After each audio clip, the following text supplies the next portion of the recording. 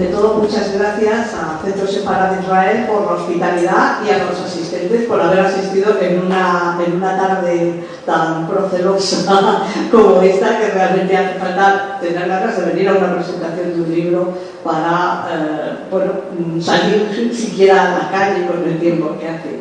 Bien, vamos a presentar un libro que ha publicado el Consejo Superior de Investigaciones Científicas. Las autoras somos María Sánchez Pérez, que es profesora de la Universidad de Salamanca, estuvo un tiempo trabajando como doctora contratada en el Consejo Superior de Investigaciones Científicas y ha sido también profesora invitada en la Universidad de Basilea, y yo misma. Y nos va a presentar también, explicando un poco la visión un poco desde fuera, de quien no ha participado en la elaboración del libro, sí, pero lo ha leído con mucha atención, Elisa Martín Ortega, que es investigadora doctora del Consejo Superior de Investigaciones Científicas hasta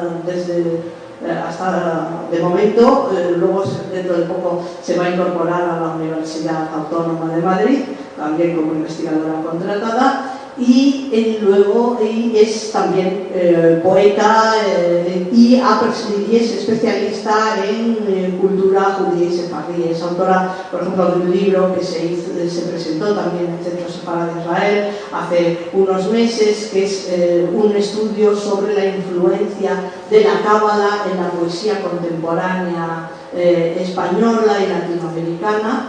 Y ha escrito también bastantes artículos y libros sobre cuestiones de cultura judía y de literatura sefardí, específicamente sobre la literatura escrita en judeo-español por mujeres, sobre todo después del Holocausto, pero también sobre las primeras escritoras sefardíes en judeo-español.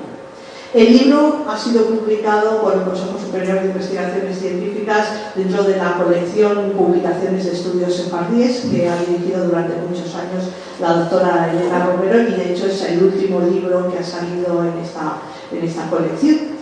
Y nada, sin más, le dejo la palabra a Elisa Martín Ortega, que nos va a contar su acercamiento desde fuera al libro, y luego las dos autoras hablaremos un poco de cómo se ha elaborado este libro y sobre todo pues cuál es su contenido y sobre todo cuál es el interés y el contenido del Cancionero de Abraham Israel, que es el manuscrito que editamos y estudiamos en este libro.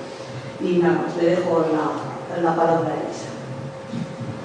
Bueno, muchas gracias a todos y también gracias a Paloma y a María por haber pensado en mí para hacer esta presentación, que será breve porque creo que lo que más nos interesa a todos es escucharlas a ellas y que nos cuenten un poco cómo han elaborado este libro, ¿no? Bien, creo que el título de la obra ofrece una idea muy ajustada de su contenido. Como ha dicho Paloma, se trata de la edición del Cancionero de Abraham Israel, pero es algo más que eso. El libro se llama Los sefardíes y la poesía tradicional hispánica del siglo XVIII. ¿Por qué? Pues porque a través de la edición crítica de este cancionero sefardí hecho por un judío de Gibraltar, Abraham Israel, se ahonda en la importancia de estudiar y dar a conocer los textos producidos por los sefardíes como un modo de completar nuestra imagen acerca de la poesía hispánica, de cuyo corpus han sido por lo general excluidos. Bien, no voy a hablar nada de las autoras porque a Paloma la conocéis perfectamente, a María también, y además Paloma ya ha dicho unas cuantas palabras sobre ella. Me limitaré entonces a hacer un breve esbozo de lo que yo considero que nos aporta este libro y por qué su lectura es valiosa para una persona interesada en la cultura sefardí o especialista, pero también para un público quizá no especialista en el sefardí, pero que esté interesado por lo que es la poesía tradicional en el ámbito hispánico. Bien, el libro está dividido en dos partes claramente diferenciadas. Por un lado tenemos la introducción y luego un extenso estudio en el que las autoras, haciendo gala de un rigor y de una erudición y una claridad expositiva muy importantes, presentan diferentes aspectos de la obra. Y después una segunda parte en la cual lo que se hace es, como aparece la edición crítica del texto, ¿no?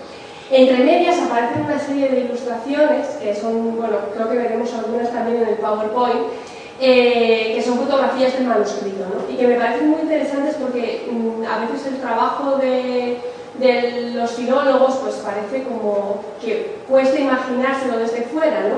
Y estas fotografías es lo que nos dan una muestra de la distancia que hay, ¿no? Entre un manuscrito tal como uno lo puede encontrar y qué es lo que después se hace con él, todo el trabajo que hay detrás y qué es lo que se puede sacar de todo ello, ¿no?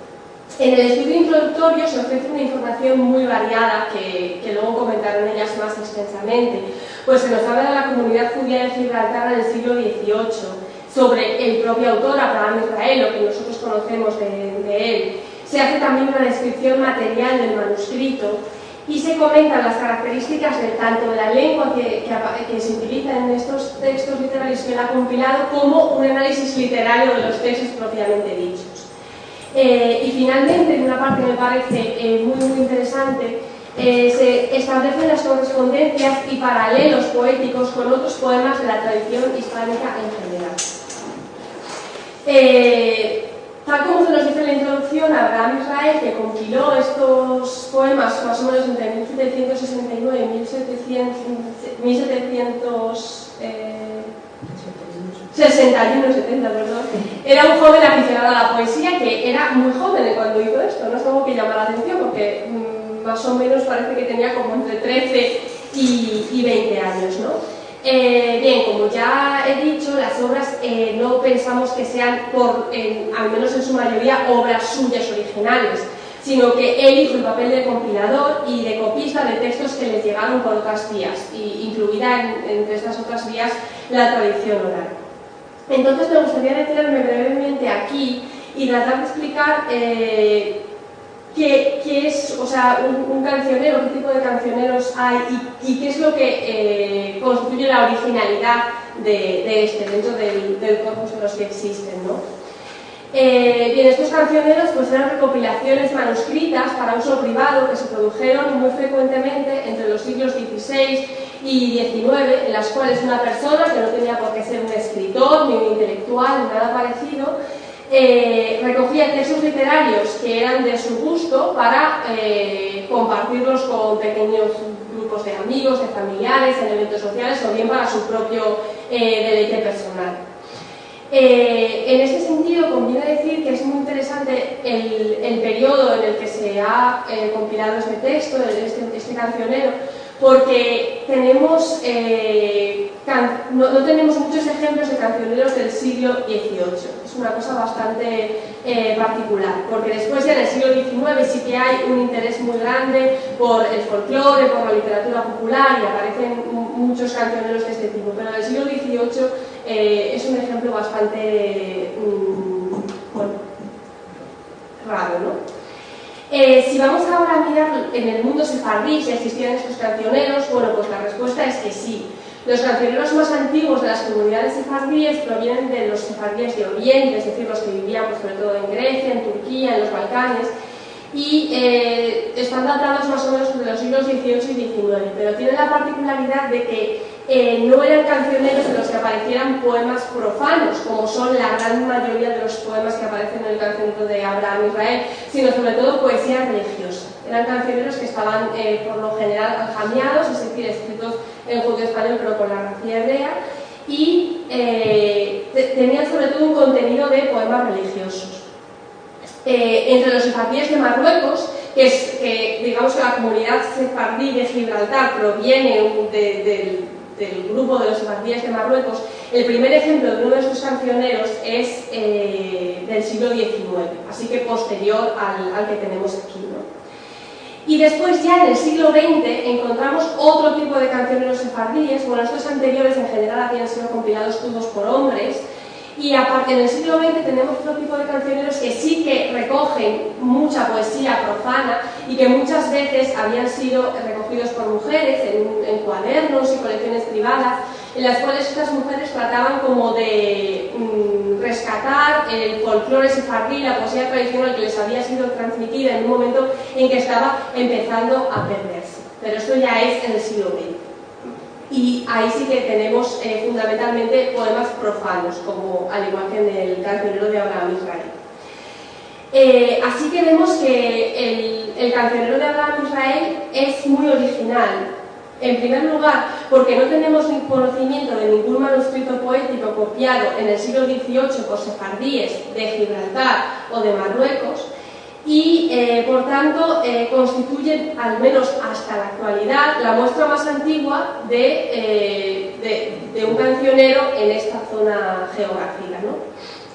Además, como he dicho antes, se distingue de las colecciones de cancioneros orientales del mismo siglo porque tiene sobre todo poesía profana y no religiosa. Nos ofrece una información, por tanto, muy valiosa acerca de cuáles eran los gustos literarios y los usos culturales de los sefardíes de Gibraltar y, por extensión, también de Marruecos en esa zona, ¿no? También nos da idea de cuál era el conocimiento que tenían y de cuáles podían ser las relaciones con la poesía hispánica de la misma época, ¿no? Y vemos que hay ya como un proceso incipiente de rehispanización de la lengua y unas relaciones culturales muy estrechas en ese mismo momento, ¿no? Así que bien, querría simplemente finalizar subrayando una vez más el doble valor que creo que tiene la obra, que por un lado permite un acercamiento a cuáles eran los gustos y los usos de los sefardíes de Marruecos y cuál era su conocimiento de la poesía hispánica de su época, del siglo XVIII, y por otro lado ofrece un testimonio de enorme valor para conocer también lo que era la poesía tradicional hispánica del siglo XVIII, en una época en la que, como he dicho, en general hay pocos cancioneros de este tipo. La conjunción de ambas perspectivas creo que nos da idea de lo importante que es para el hispanismo el conocimiento de los estudios sefardíes, que han estado durante mucho tiempo apartados de él. Paloma y María en esta manera hacen una aportación muy importante en este sentido, y quiero destacar de nuevo todo el análisis que hay en la obra acerca de los paralelismos y las relaciones entre los poemas de Abraham Israel, los que él recoge, digamos, y otros poemas de la lírica tradicional hispánica. El lector encontrará, además, en la edición del propio cancionero, que son ya los poemas, una lectura que creo que es amable y placentera. Abraham Israel, como he dicho antes, debió de ser un joven apasionado, amante de la poesía, y como tal creo que he recogido textos que muchas veces son sugerentes, atrevidos y que pueden cautivar al lector que se acerque a ellos. En muchos casos pienso que siguen hablando al lector contemporáneo, y querría acabar simplemente citando la estrofa con la que se abre el cancionero, en la que aparece la clásica metáfora del pájaro como fuente de la poesía. Y que, bueno, pues siendo la primera estrofa de un cancionero donde se recogen poemas, podría ser como una declaración de intenciones, ¿no? Y que dice así: canta, dulce pajarillo, todo gala y todo brillo, más galante y más constante que el sol bello a su apuntar. Muchas gracias y les dejo con las autoras. Pues muy bien.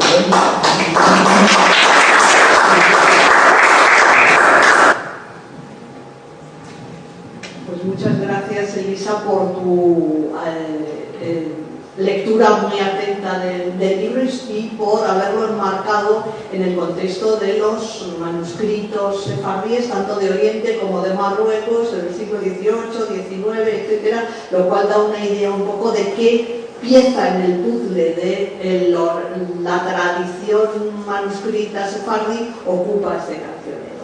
Yo lo que quiero contar es un poco la aventura de cómo hemos hecho la investigación, es decir, cómo descubrimos el cancionero y qué hicimos con él, cómo fuimos aprendiendo sobre el cancionero y sobre su contenido a medida que iba avanzando el tiempo. La forma como encontramos el manuscrito, bueno, como encontré, porque fui yo solita desde el principio, hace muchos años además, porque todos estos trabajos que de alguna forma se quedan ahí un tiempo en proyecto y luego años después, precisamente gracias a que María se incorporó al Consejo Superior de Investigaciones Científicas y ella tenía experiencia en edición de textos populares por lo que había trabajado antes en la Universidad de Salamanca, fue cuando me decidí a que teníamos que hacer juntas una edición de este manuscrito. Eran finales de los años 90, no cuando María se incorporó al Consejo, sino cuando yo estaba preparando con un profesor de la Universidad del País Vasco, Carlos Mota, una edición de los proverbios morales de Sentor de Carrión. Y uno de los manuscritos de este poema, que es del siglo XIV, pero los manuscritos en que se conservan son del XV, está en la Biblioteca Nacional. Entonces yo había pedido el manuscrito para verlo y mientras esperaba me entretuve en husmear en uno de estos ficheros manuales de fichas que había. Y entonces vi Cancionero de Abraham Israel, Gibraltar. Bueno, Abraham Israel, esto tiene que ser un sefardí. Y Gibraltar me llamó la atención, pedí reproducción y de momento le echó una ojeada, me interesó mucho el Cancionero, pero de momento no hice nada con él, hasta que vino María y nos pusimos juntas.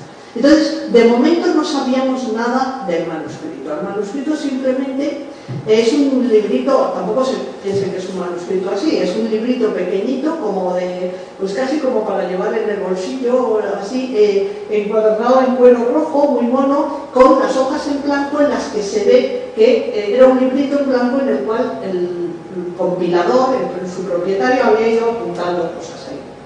Con una letra muy cuidadita, como van a ver en las diapositivas siguientes, ¿no? Entonces, lo único que sabíamos a la vista de ese manuscrito era que, ojeándolo, contenía sobre todo poesía, o casi exclusivamente poesía, en español y en inglés, sobre todo en español, pero algún poema en inglés, que tiene una especie de frontispicio en una de las primeras páginas, que de hecho le hace de portada, aunque está para una portada en un sitio un poco raro, porque está en una página par, que pone lo que ahí ven: soy de Abraham Israel, comenzado el 1 de mayo de 1761, y luego veíamos también que había algunos poemas, algunos poemas que estaban fechados. Por ejemplo, hay pues uno, aparte de esa indicación, comenzado el 1 de mayo de 1761, pues poemas fechados el 17 de mayo del 62, el 8 de mayo del 63, en julio del 64, en abril del 65, hay otra fecha, 1770, y hay dos anotaciones que son bastante interesantes, que son se refieren a un viaje de ida y vuelta a Londres, en el cual el propietario del manuscrito se llevó el manuscrito en el barco. Incluso hay alguna página en que se ve como que el barco se movía porque la letra es un poco más temblona. Dice, algún poema está fechado así: escrito en la mar grande, o sea, en el océano, el 7 de septiembre de 1769, en mi pasaje de Gibraltar para Londres. Y otra anotación: en la mar grande de Gibraltar para Londres, el 7 de noviembre de 1769, como vemos, le duró el viaje. Y la mar de Vizcaya, viernes 5 de la tarde del día, está en blanco, de agosto de 1770, viniendo de Londres para Gibraltar. O sea, que es un sefardí de Gibraltar que en algún momento hizo un viaje a Londres y al cabo de unos meses volvió.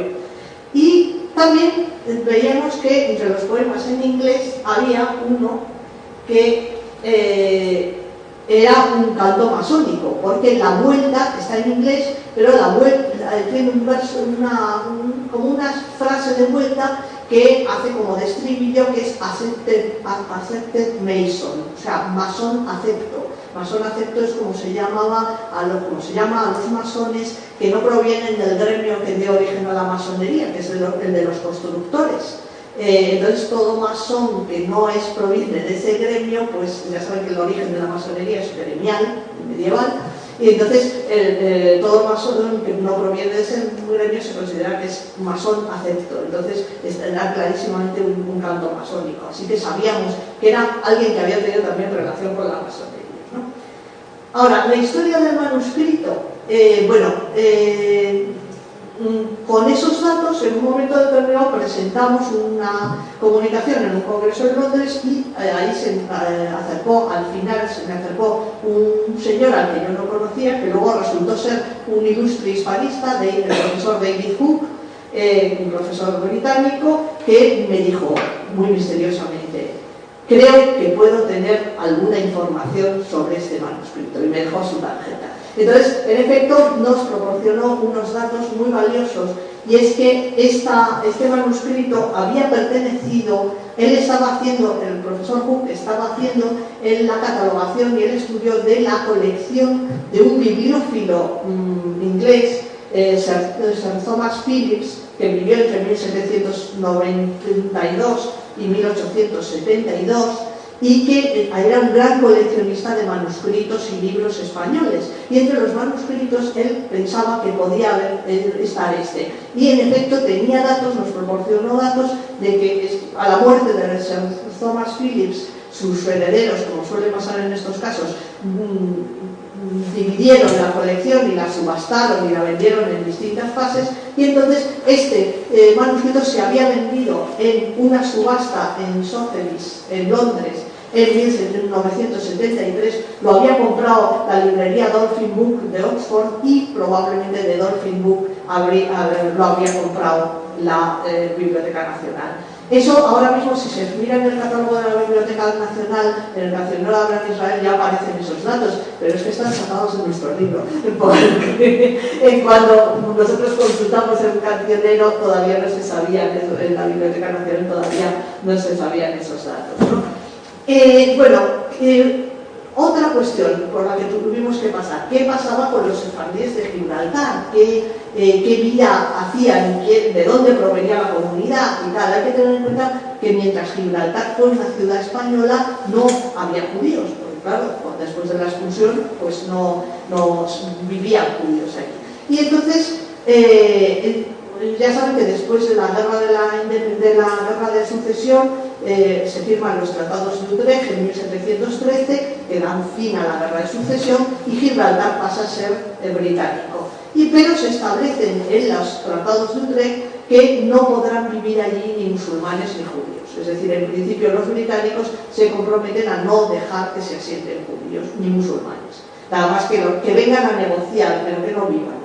Lo que pasa es que pocos años después, en 1721, se firma un tratado entre Marruecos y Gran Bretaña de libre circulación de sus ciudadanos, por lo cual los ciudadanos de Marruecos pueden residir libremente en territorio británico y los británicos libremente en territorio marroquí, y entonces se forma la primera comunidad sefardí de Marruecos, sobre todo con gente que proviene de Marruecos, de Gibraltar, con sefardíes que provienen de Marruecos y se asientan allí. Otra cosa que tuvimos que averiguar, pues quién era Abraham Israel, porque claro, lo único que sabíamos era lo que decía el manuscrito, lo que ya hemos visto, ¿no? Y entonces hemos podido averiguarlo gracias a consultar una serie de fuentes que son,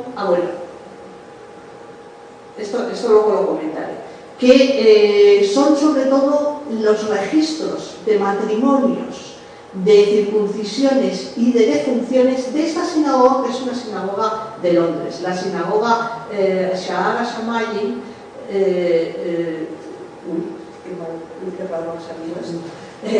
del Bevis Parks en Londres, que es la sinagoga sefardí más antigua que hay ahora mismo en Londres. Es un edificio muy bonito, como pueden ver, construido en 1701 precisamente, o inaugurado, mejor dicho, en 1701, y que es la casa madre de la sinagoga Sha'ar HaShamayim también de Gibraltar. Entonces, bueno, en esos registros hemos podido rastrear la familia de Abraham Israel, porque aparece por ejemplo una costumbre onomástica sefardí que es realmente de mucha ayuda cuando se trata de establecer líneas genealógicas. Ya saben que entre los sefardíes normalmente no se ponen los nombres de los hijos así al buen tuntún, sino que existe la costumbre de ponerle al hijo primogénito el nombre. Bueno, por supuesto los hijos nunca llevan el mismo nombre que el padre o que la madre, sino el de un ascendiente. Entonces, normalmente al hijo primogénito se le pone el nombre del abuelo paterno, al segundo el nombre del abuelo materno, si son chicas, pues abuelas, etcétera, y entonces hay todo, digamos, hay una costumbre de ir nombrando a los miembros de la familia, a los descendientes, con nombres de los ascendientes de la anterior generación.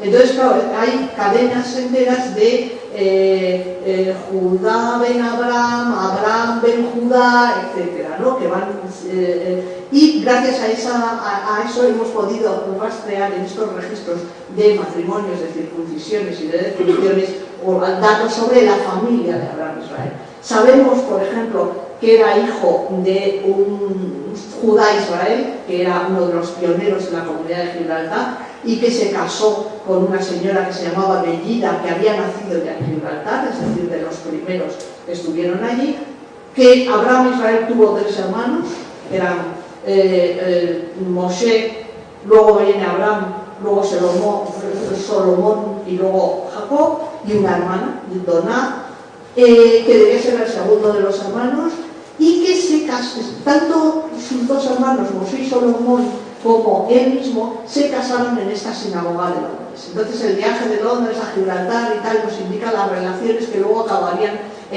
con esa comunidad, que luego acabarían en un matrimonio, en 3 matrimonios de la familia con familias de esta comunidad londinense. Y concretamente nuestro Abraham Israel se casó con una chica de una familia muy bien de esta comunidad, que era Sara Montefiore, de la familia Montefiore, de los que luego dio, bueno, de la que nació luego Sir Moses Montefiore, que fue ministro del gobierno británico, etcétera, ¿no? Entonces hemos podido rastrear la descendencia de sus 2 hermanos, hasta incluso los nietos, pero ahí, después de su matrimonio, Abraham Israel se nos desaparece, no sabemos si es que se fue a vivir a otros sitios, si es que se murió joven, etcétera, pero en cualquier caso sí que hemos podido calcular lo que antes ha señalado Elisa, es que muy probablemente era muy joven cuando empezó a compilar el manuscrito. Hemos podido calcular aproximadamente la fecha de nacimiento con un margen de 5 o 6 años, y con lo cual calculamos que era poco más que un adolescente cuando empezó a compilar el manuscrito, con lo cual lo que tenemos aquí son los bustos de un chico joven del siglo XVIII al que por lo visto le gustaba mucho la juerga y el cantar y el bailar, porque gran parte de los poemas en realidad son cosas cantables, son, ya lo comentará María, seguidillas, cosas que están vivas incluso en la tradición oral andaluza hoy en día.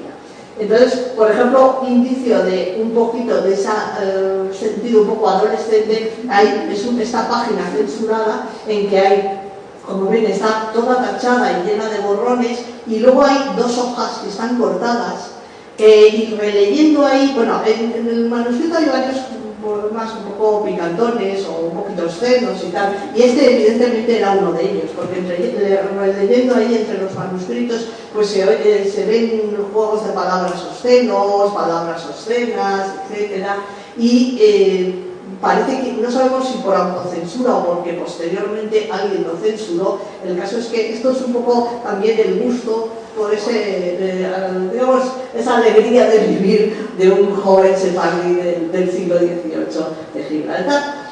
Y bueno, simplemente es esto, un poco contar cómo descubrimos el manuscrito y cómo llegamos a una serie de conclusiones tirando de distintos hilos muy diversos. Nada más.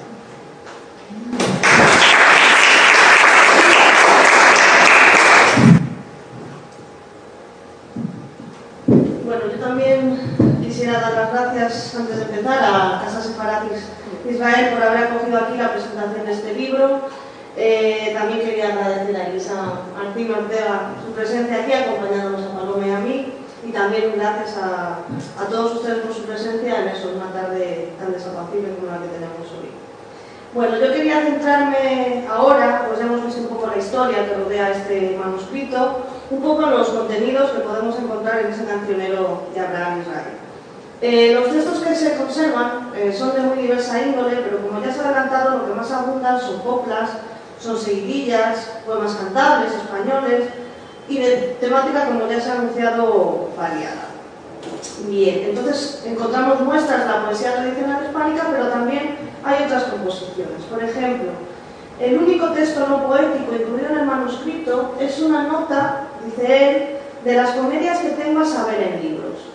Es una lista de 36 títulos de comedias agrupadas en 6 bloques y compuesto cada uno de esos bloques además por 6 títulos. Entonces, lo que parece indicar es que Abraham Israel tenía una colección de 6 volúmenes compuesto cada uno de ellos por 6 comedias. Entonces, esas comedias son todas obras del teatro español del siglo XVII y de autores muy diversos. No con algunos muy poco conocidos hoy en día, pero otros bastante conocidos como Lope Calderón, Agustín Moreto, Rojas Zapilla, etc. Y sabemos que esas comedias tuvieron varias ediciones en el siglo XVIII, incluidas en colecciones, pero también sobre todo como comedias sueltas. Entonces, que parece ser que lo que tenía Abraham Israel eran volúmenes facticios que había hecho cada uno con 6 comedias sueltas. Bien, y salvo ese texto, todo lo demás que encontramos, eso sí, son textos poéticos. Por ejemplo, se incluyen 4 poemas en inglés, que además curiosamente se agrupan 2 al principio y 2 al final del manuscrito. Y el primero que encontrábamos, que además es la segunda composición del cancionero, es ese que había comentado Paloma, de ese himno masónico cuyo estribillo masón acepto se repite varias veces. Bien, también está en inglés el texto número 6, por ejemplo. Es una canción en la que se elogia a los marineros británicos en contra de los franceses. Y las otras 2 composiciones en inglés, como les decía, las encontramos al final del manuscrito e incluso una de ellas cierra el cancionero. Además de poemas en inglés, también, por ejemplo, tenemos cantares religiosos sefardíes, y que son los únicos donde encontramos rasgos del judío español, como incluso en algunos hebraicos. Y son 3 textos que sí aparecen al final del manuscrito. Tienen, por ejemplo, 2 ejemplos en la diapositiva. Uno es el romance sobre la huida del patriarca Jacob de Beersheba, su refugio en casa de Labán, su matrimonio con Lea y Raquel, y que está basado en el Génesis. Y otro de esos textos es una versión de la copla para litúrgica sefardí, Las tablas de la ley, que está muy difundida en la tradición sefardí. Y curiosamente, la versión más antigua de esa composición se encuentra en un manuscrito veneciano de 1740. Entonces, tal y como se explica en el libro, cuando Abraham Israel la incluye en su cancionero, la copla era relativamente reciente, de composición muy reciente. Entonces, su presencia aquí lo que demuestra también es la influencia de la producción cultural de los sefardíes italianos entre los del norte de Marruecos y Gibraltar. Y luego, el último texto sefardí es un romance de tema bíblico, con un estribillo que incluye una ejaculatoria en hebreo, y que se trata del tema de la vocación de Moisés cuando, mientras apacienta el ganado, recibe la llamada divina desde una zarza. Bien, a esos textos religiosos le sigue un romance tradicional, esta vez de tema profano, que es el conocido romance de las hermanas cautivas, las hermanas Reina y Cautiva, que en última instancia, recordamos, se basa en la novela medieval de Flores y Crafor, que tuvo muchísima difusión por Europa, se hicieron muchísimas reproducciones, recreaciones, y precisamente de ese romance se han recogido versiones entre los sefardíes de Oriente y de Marruecos. Bien, además de esos contenidos y de un poema en lengua franca, lo que más predomina en el manuscrito, como hemos dicho, son poemas en español. Y aquí también encontramos diferentes textos. Por ejemplo, algunos de ellos tienen claras resonancias de la poesía barroca, no solo por el léxico, sino porque aparecen recursos poéticos y retóricos propios del siglo XVII. Pero tanto es así que incluso el número 5 del cancionero es evidentemente un texto del siglo XVII porque recoge la boda de negros de Francisco de Quevedo. Y ahí en la diapositiva tiene la última página de ese poema, que como recordarán pues es un romance satírico, burlesco de Quevedo, en la que se describe la boda en la que los contrayentes son negros. Bien, ese es un ejemplo claro de poesía del siglo de oro, pero también hay composiciones donde encontramos motivos y formulaciones de la poesía cancioneril del siglo XV que posteriormente fueron recreadas, por ejemplo, entre otros, por Lope de Vega. Bien, según avanzamos en la lectura del manuscrito, lo que parece que se observa es como si el compilador se hubiese iniciado copiando textos en un primer momento más propios de la poesía culta, y paulatinamente hacia lo que deriva es más hacia el gusto por la poesía popular y la poesía oral. Y esa lírica popular y oral es lo que prevalece la mayor parte del cancionero. Bien, los textos que encontramos además están escritos en una variedad del español peninsular con rasgos meridionales. Entonces no encontramos rasgos lingüísticos que delaten la procedencia sefardí de Abraham Israel. Y su lengua se muestra prácticamente rehispanizada. Y ese hecho es ya de por sí importante, como había mencionado también Elisa, porque vemos también cómo los sefardíes de Gibraltar fueron pieza clave en la temprana rehispanización de la lengua entre los sefardíes de Marruecos, que tenemos documentada en el siglo XX, pero que gracias al manuscrito pues hemos podido comprobar que se inicia ya en el siglo XVIII, a finales del siglo XVIII. Hay un uso lingüístico muy característicamente judío, por ejemplo, y es que a lo largo del manuscrito Abraham Israel tiende a evitar escribir la fórmula de forma plena el nombre de Dios. Entonces casi siempre la sustituye por una D mayúscula y un punto.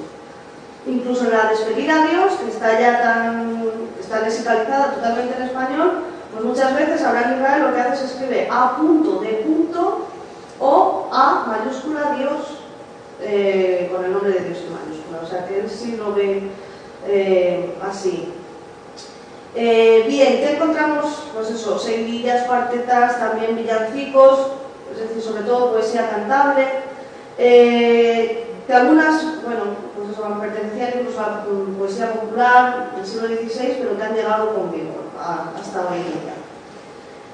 Algunas de esas seguidillas, estribillos o coplas aparecen tituladas como coplas al caballo o como una diapositiva, seguidillas a la prusiana o seguidillas nuevas al caballo o por las judías, etc. Bien, todas esas indicaciones pues parece que se refieren más que a la forma métrica o al contenido, a la música o al estilo musical con el que se cantaba.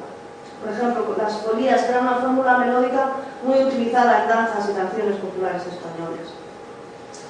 Y luego, lo más importante, quizá una de las partes más importantes en el estudio de este cancionero fue descubrir los paralelos que encontramos entre los textos incluidos en el cancionero de Abraham Israel y la poesía tradicional hispánica, especialmente la tradición andaluza. No voy a mostrar muchos ejemplos, muchos en el libro, pero por ejemplo, para que vean las correspondencias y paralelos que hemos encontrado. Por ejemplo, en uno de ellos dice: hasta la cama en que duermo tiene lástima de mí, de ver que suspiro y lloro cuando me acuerdo de ti. Bien, Rodríguez Marín, que era uno de los folcloristas españoles más conocidos, documenta en el siglo XIX lo mismo. Hasta la cama en que duermo tiene lástima de mí, al ver que suspiro y lloro cuando me acuerdo de ti. Pero por ejemplo, en el Cancionero Popular de América, ya tenemos alguna variación: solo la cama en que duermo se compadece de mí, porque en ella gimo y lloro desde que mi vientre vi. Entonces vemos paralelismos, o como por ejemplo otra copla, Corazón de filigrana con su cadena de acero, ¿cómo te puedo olvidar siendo tú mi amor primero? Pues esa también está recogida en Rodríguez Marín con la misma formulación, pero por ejemplo otro recopilador la encontró como Corazón de fina grana embutido en fino acero, ¿cómo quieres que te olvides siendo tú mi amor primero?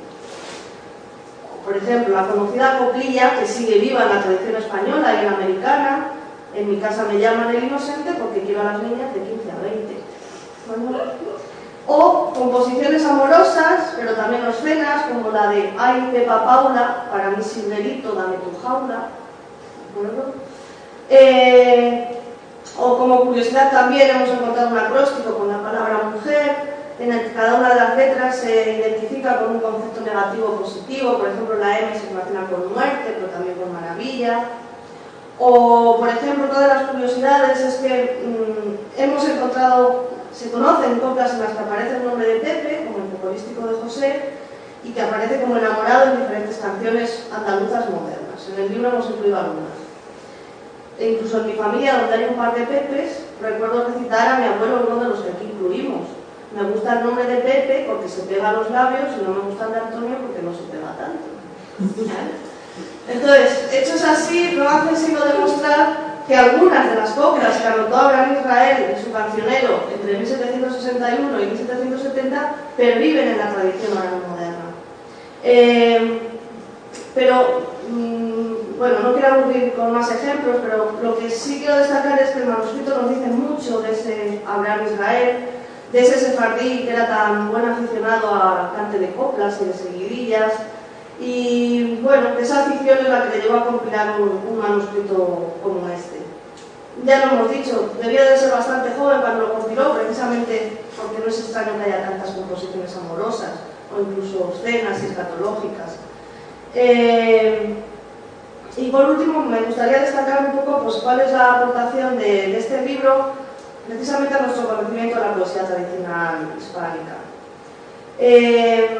Bien, los textos que aparecen en este manuscrito constituyen un temprano testimonio de cómo era la tradición oral española y en concreto la andaluza en el tercer cuarto del siglo XVIII. Cómo era también la literatura impresa en castellano, que circulaba en distintas ciudades de la península, de ahí por ejemplo esas comedias que tenían libros, y que el siglo XVIII, como ya se ha dicho, es una cintura de la que tenemos muy poca información en torno a la poesía tradicional, porque no es hasta el siglo XIX cuando surge la ciencia del folclore y cuando los especialistas dirigen su mirada a estos cantes populares y orales. Por tanto, Cancionero es un importante, un valiosísimo testimonio de la época, porque además demuestra cómo lo que creíamos que eran canciones que sí estuvieron de moda en el siglo XIX se remontan al siglo XVIII, es decir, ya existían en el siglo XVIII y pensábamos que eran del XIX. Luego también no deja de ser llamativo que precisamente ese coleccionista de literatura popular hispánica del XVIII sea José Fardí de Gibraltar, que además estuvo vinculada siempre a dos comunidades británicas, o sea, a dos ciudades británicas, a Gibraltar y a Londres. Y bueno, pues nada, con ese manuscrito sabemos cómo era el cancionero español tradicional a finales del XVIII, cómo Abraham Israel fue anotando eso en un librito para uso personal o para disfrute personal de esas canciones, cómo se ve a medida que avanza el manuscrito que las últimas canciones, las últimas composiciones que la nota, la mano también ha cambiado ya, posiblemente haya avanzado los años. Y bueno, lo que se recoge sobre todo, como hemos visto, son lo que les debía gustar a un joven de la época, que vivían Gibraltar, los cantes, las coplas, las seguidillas, ya fueran eso, amorosas, satíricas y obscenas. Nada más, muchas gracias.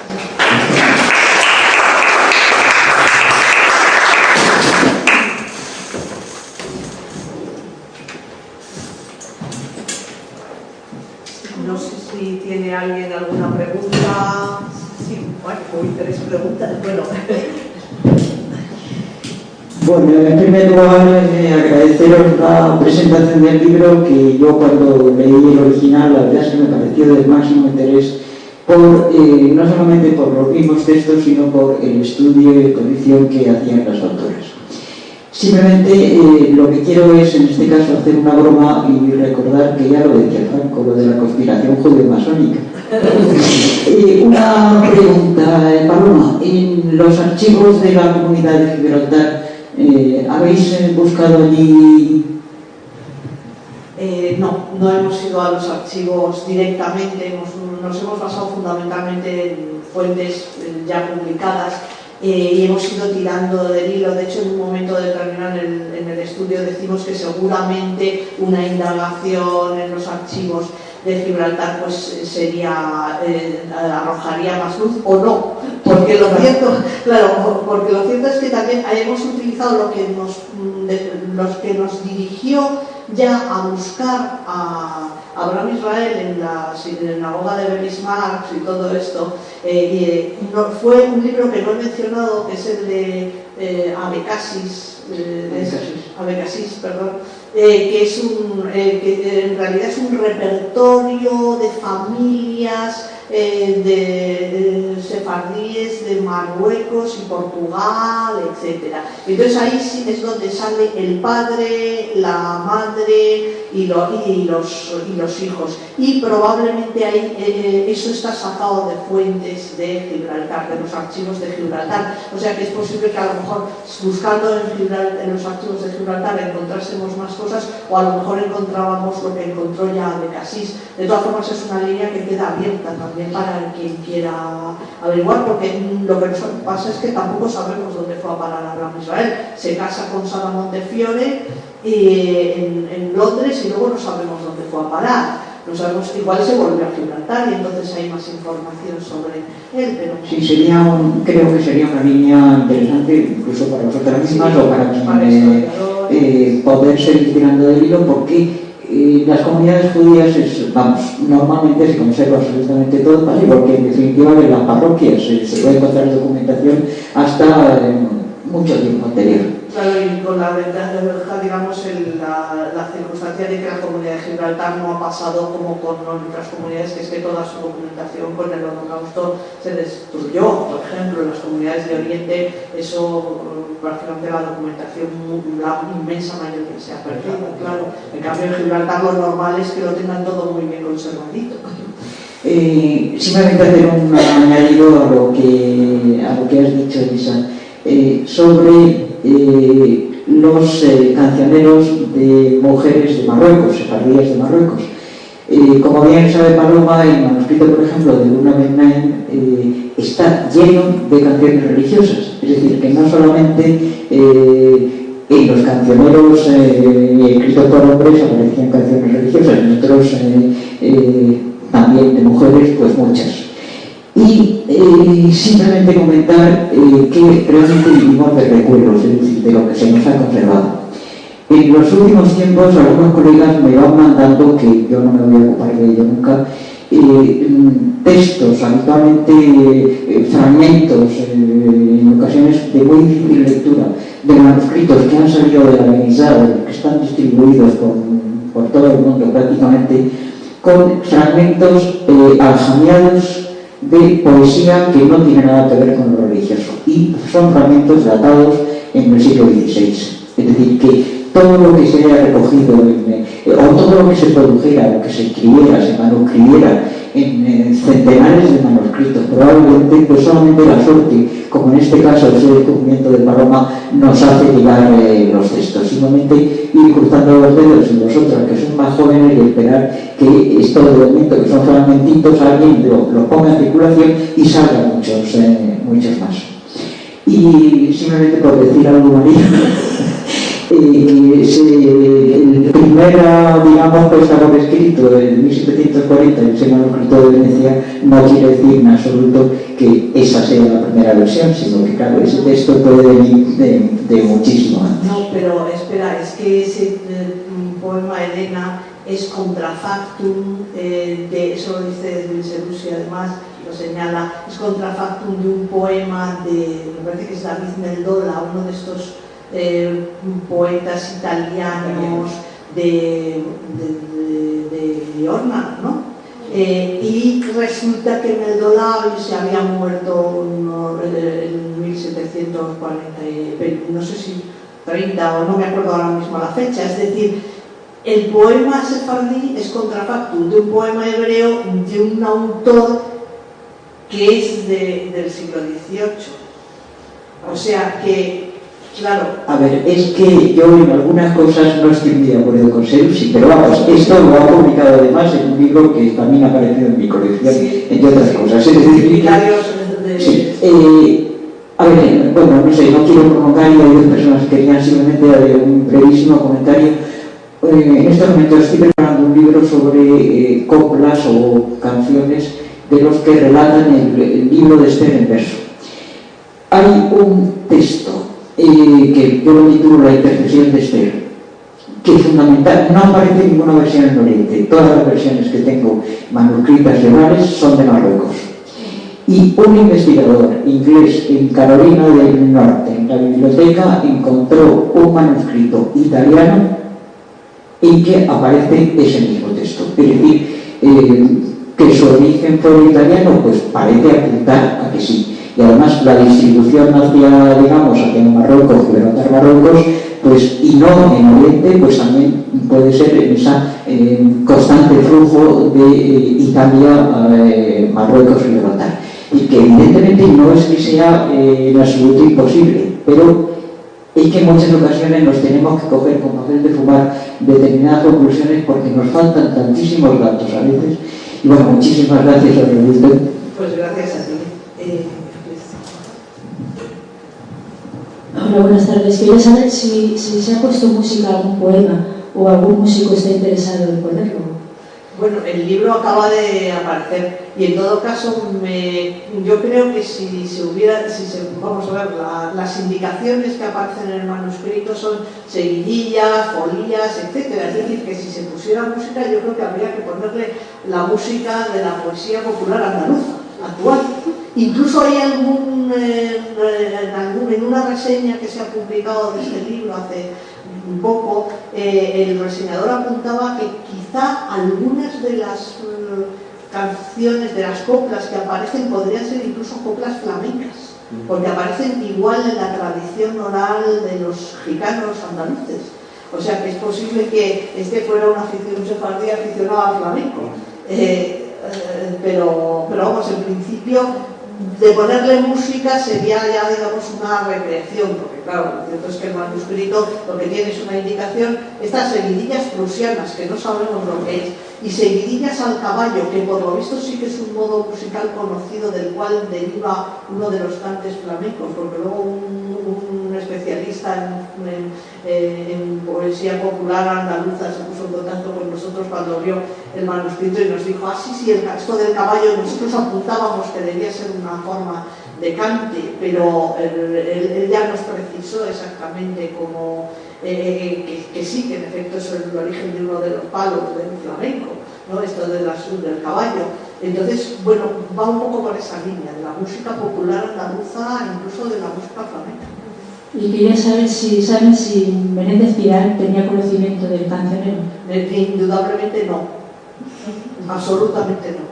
No, porque jamás lo mencionó, jamás ha hecho, ni lo menciona, ni utiliza su contenido, ni él, ni ninguno de los folcloristas posteriores o anteriores que han estudiado el folclore y la poesía popular andaluza. De hecho, una de las partes del libro, como ha señalado María, es en la que intentamos buscar correspondencias y paralelos de las cancioncitas contenidas en el cancionero de Abraham Israel con esas cancioneros que son todos de la poesía peninsular. Rodríguez Marín es fundamentalmente una compilación de canciones andaluzas en 5 volúmenes.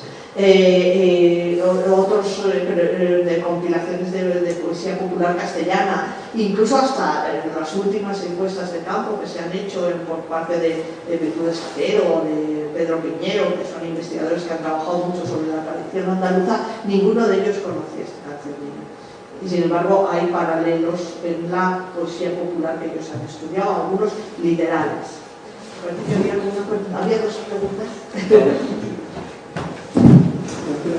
Hola, buenas tardes. Yo quería saber un poco sobre el poema masónico que ha aparecido en inglés, que no lo he leído, si podemos entrever algo del interés que tuvo por la masonería él, tanto si se inició o si tuvo lugar en alguna logia en Londres o en Gibraltar, o si posteriormente también podríamos saber algo sobre si los Montefiori tenían algo que ver con la masonería. Bueno, yo estoy contestando todas las preguntas, pero no sé si queréis decir algo. Vamos a ver, que evidentemente algún contacto con la masonería tenía, claro, porque si no, ¿cómo iba a haber aprendido un canto masónico? Normalmente los cantos masónicos no se cantan ahí por la calle ni por las flamencas, que era lo que parece ser que este señor frecuentaba bastante. Entonces, evidentemente, probablemente a través de eso, los varones de su familia tendrían una relación, pero hay que tener en cuenta además que este es el segundo texto, como ha señalado María, que aparece en el manuscrito. Es decir, si era muy jovencito cuando empezó a compilar el manuscrito, era muy jovencito cuando copió ese texto, menor de edad, sin duda. Es decir, para ser masón, ya completamente iniciado y tal, probablemente no, tampoco somos expertas en masonería aquí, pero vamos, por lo poco que sabemos sí, pero vamos, por lo que sabemos, por lo que podemos deducir, sí, algún contacto probablemente a través de su familia, algún tipo de iniciación masónica tuvo que tener. Y eso fue bastantes años antes de que se casara con Sara Montefiore. Porque esto es del año 61 y con Sara Montefiore me parece que se casa en el 77. Elena quería decir algo, pero había una pregunta. Apuntarme lo mismo. Pero el poema podemos entrever algo de algún interés, yo diría, judío-cristiano mesiánico o por la mitología egipcia, algo concreto o no. No, el poema está editado en el manuscrito y fundamentalmente es un canto a la hermandad de entre los masones. Y lo estupendo que es ser un masón acepto y empieza diciendo que unamos hermanos, etcétera, y tal. Es decir, es un canto más como de hermandad. Gracias. Bien, un señor y luego... Sí, yo cederé rápidamente a Elena, que es una experta en el tema, pero para mí dos preguntas que son fundamentales y que ahora en el centro de Europa, estoy hablando de Ginebra, está despertando un interés muy grande, sobre todo. Una pregunta es la judería que es instalada en Gibraltar, ¿qué habla? ¿Habla la jaquetía? ¿Habla sefaradí o judeo español ladino? ¿Habla el español que se habla en el 18? Y luego, lo que sorprende, que me parece maravilloso, lo primero lo he dicho, muchas gracias, porque es interesantísimo el tema, da toda la sensación que este hombre, con su conocimiento de la copla, entra y sale de Gibraltar, y estamos en el 18, cuando los judíos no pueden... mi pregunta es... esta comunidad, cómo este hombre domina muy bien el español, lo escribe con una soltura y con un conocimiento, su formación la recibe desde el 21, desde 1721, en que empiezan a entrar en Gibraltar, o es que, como algunos autores dicen, que es que en Gibraltar ya estaban entrando un poco de matute antes el tema. Esta es una pregunta para que me la puede contestar, y luego hay la segunda, que me interesa muchísimo, es que el tema, María me parece que ha hablado del tema de las coplas y de la composición de las coplas, pues me recuerda un poco la recopilación del padre de don Antonio Machado, que no la hace completa, la hace incompleta, pero que no ha cuestionado, ha planteado el origen que hay clarísimo, como se está defendiendo. Yo en el flamenco sí puedo hablar con un cierto conocimiento, la influencia grandísima que hay en el flamenco en todas estas coplas en anterior. Por ejemplo, en el tema de las sevillanas prusianas, solamente diré una cosa. Un palo del flamenco, que no es el flamenco, que son los guerriales, y que se cantan en la serranía de Málaga, se toca con violín y tiene toda la cadencia de la forma, por eso dicen sevillanas prusianas, con una forma que está considerada hoy en día, se decía que no era un palo, actualmente, y es una pena porque Félix Grande, que ha muerto hace 3 días, defendía pues que hay este palo del flamenco, que sí, que son los verdiales, que son preciosos, y luego desde luego hay una copla que yo voy a llegar a casa porque hay unos discos en pizarra de Felipe Mellizo y de don Antonio Chacón y de la Niña de los Peines, en que desde luego las coplas son, si no copiadas, si no exactas, muy parecidas. Me gustaría saber, ustedes que son, o en el caso de Elena, primeramente, esta comunidad, ¿cómo se mueve dentro de Gibraltar? Bueno, vamos a ver, con respecto a la lengua, hay en el libro un capítulo específicamente dedicado a la lengua, donde analizamos desde la grafía, que realmente él escribe con bastante acomodado a la norma de la Real Academia, que tampoco hacía tanto que se había fundado, pero quiero decir, por ejemplo, en el uso de la B y la V y en determinados usos, es decir, escribe en español con algunos rasgos muy del andaluz, por ejemplo, el seseo. Sin embargo, no parece yeísta, curiosamente, y realmente los rasgos de judío español que tiene son poquísimos, y sobre todo en esos poemas que ha señalado María, que son más religiosos. Y luego, entonces da la sensación de que lo que hablaba ya era como los llanitos de ahora. Es decir, da un poco la impresión de que estaba ya completamente... Claro, este ya es uno nacido en Gibraltar y de madre nacida en Gibraltar, aunque el padre provenía de Marruecos. y da la sensación, en efecto, de que ya a las alturas de 1700, de mediados del siglo XVIII en adelante, hablaban un andaluz, un español como el de su entorno.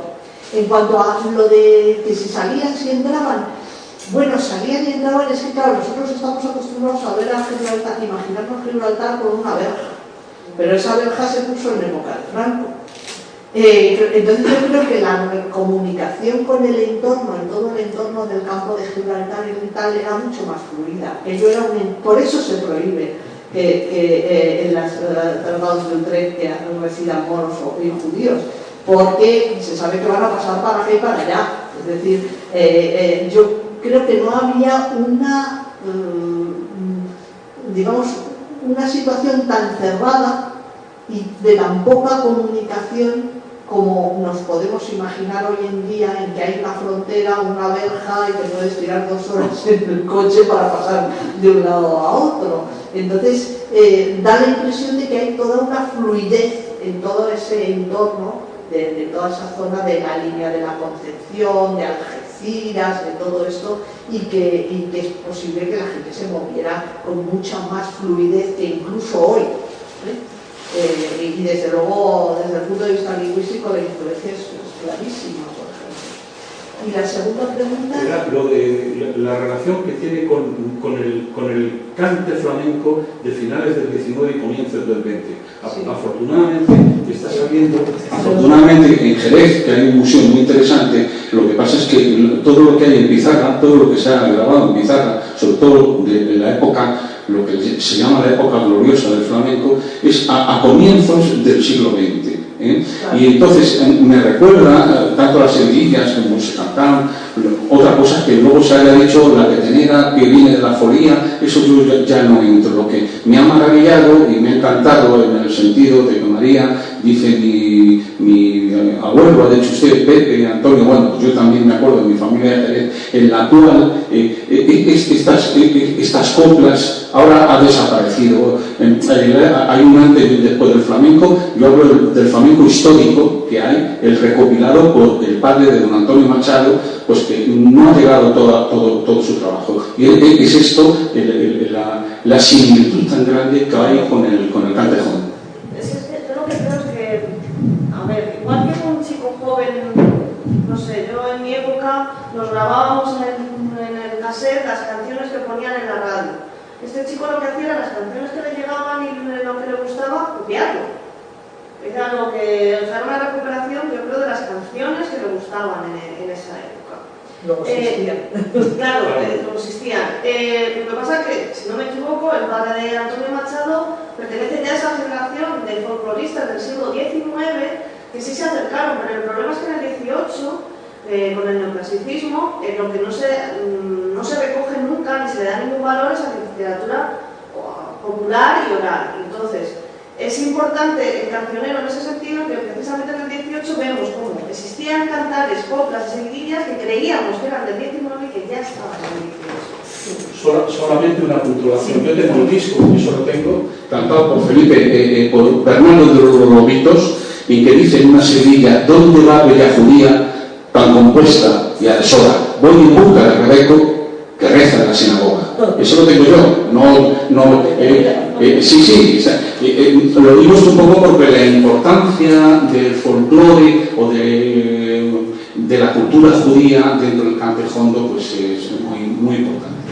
Yo lo único de curiosidad también es que es cierto, por ejemplo, esa que he mencionado de Pepe, a mí me llegó por mi familia paterna, pero hay otra que es una mates con cuchillo, bueno, no sé cómo aquí lo dice exactamente, yo recuerdo la de mi casa, no mates con cuchillo, mátame con un tenedor, y hay aquí también no me mates con no sé cómo es, mátame con no sé qué, que me llega por la familia materna, o sea que hay varias que yo en mi casa las he escuchado por todas partes. Claro, y según lees, te dice otra persona, una gente que lo ha leído me dice, esto lo dicen en mi casa, esto lo dicen en mi casa. Sí, es que tenemos la impresión de que es una cosa mucho más moderna, un tipo de poesía mucho más moderna, y resulta que en el 18 estaba ahí. Y yo creo que esta es la aportación fundamental casi de este libro, que es que demostrar que una serie de canciones y de poemas que pensábamos que eran mucho más recientes, en el siglo XVIII, ya a mediados del siglo XVIII ya eran conocidas. Entonces, es esa, realmente yo creo que este es el descubrimiento fundamental. Sí, efectivamente, el hermano de mi abuelo se llamaba Pepe y esa cancioncilla que me lo cantaré en mi casa. Bueno, yo no estoy tan segura, y no sé si vosotras podéis habéis afinado algo más en cómo fuera el contacto o las salidas de Gibraltar hacia, bueno, lo que hoy es la línea, etcétera, o si era menos, no lo sé. Es evidente que si este muchacho conocía esas canciones de la Baja Andalucía, pues o una de dos, o las sabían todos los gibraltareños no judíos y moros que aquí residían, o es que de alguna forma llegaban no sé cómo.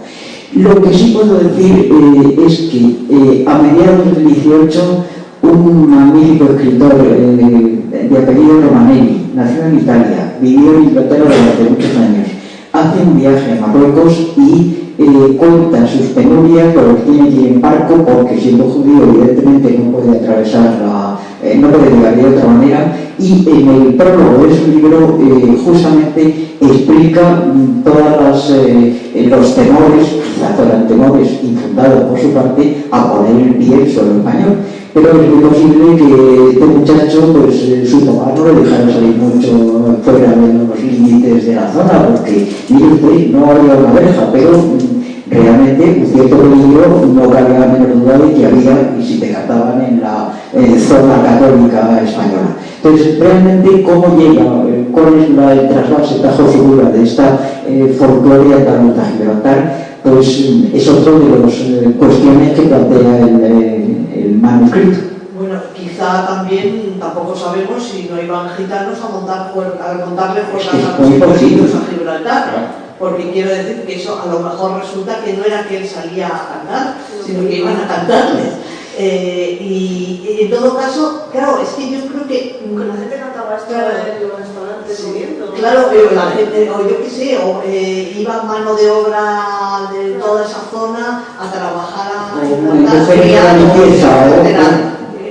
quiero decir, bueno, a eso me refería con lo de la fluidez. Evidentemente lo que sí que es claro es que recibían cosas impresas en distintos sitios de la península, porque por ejemplo las comedias estas que tenía están documentadas impresiones de comedias sueltas de cada una de esas comedias, pero cada una en una punta de España. O sea, no era que todo se publicaba en Cádiz o en Sevilla, sino que debía tener cosas que se publicaban en Barcelona, en Valencia, o en Madrid o en Salamanca. Por lo que sabemos de las ediciones de las comedias sueltas esas. Entonces, bueno, esa fluidez podía ser a lo mejor lo que salieran los judíos a la zona de alrededor, pero sí que entrase continuamente gente de toda esa zona, literatura y trabajadores y todo tipo de servicios, digamos. En cuanto a la masonería, vamos a ver, los círculos, yo tengo en mi casa, a ver, es que perdonad que me ponga de pie, pero es que volverme el cuello se me va a quedar al revés. Yo tengo en mi casa un mantil de masón y había un abuelo mío que era masón. Resumen, y nada judío, por otra parte. En fin, la masonería han sido círculos efectivamente cerradillos y efectivamente en parte herméticos en términos generales de cultos muy especiales, digamos, y nada relacionado con ningún tipo de mesianismo, a no ser que alguna célula masónica determinada tuviera esas miras, pero es decir, ha sido un movimiento, digamos, incluso de tipo cultural, que ha existido en todos los países y entre cristianos, judíos y vamos, ya digo que ese masón que era de mi familia, pues... No, es que no deja de ser muy curioso porque si se interesó por la masonería, si no estoy equivocado en esos años, iniciarse en la masonería en la mayoría de las logias en Londres, siendo judío, era imposible porque no permitían judíos. Entonces, si tuvo acceso a alguna, era alguna logia especial, tal vez, no sé, de lo que se llama el escocismo o algo no muy frecuente en Londres en esa época, o a no ser que fuera en el propio Gibraltar. No, sin duda, era Gibraltar. Propias, fluidas. Sí. Había, Sí, claro que había lo que escribir por todo. Se estaba documentado en Sarajevo, lo que pasa es que se quemó. Se quemó. Sí. En los Balcanes. En la biblioteca Sarajevo eso existió, perdón. Bueno,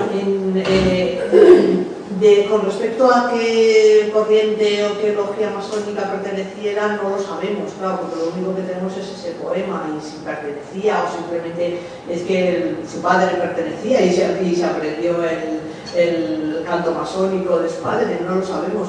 Pero en cualquier caso, en efecto, sí que había habido muchos sitios logias masónicas, y en todo caso sí judías, y en todo caso sí que lo que es seguro es que ese poema es de Gibraltar, o sea, está aprendido y escrito en Gibraltar, porque es el de los primeros del poema, del cancionero. Bien,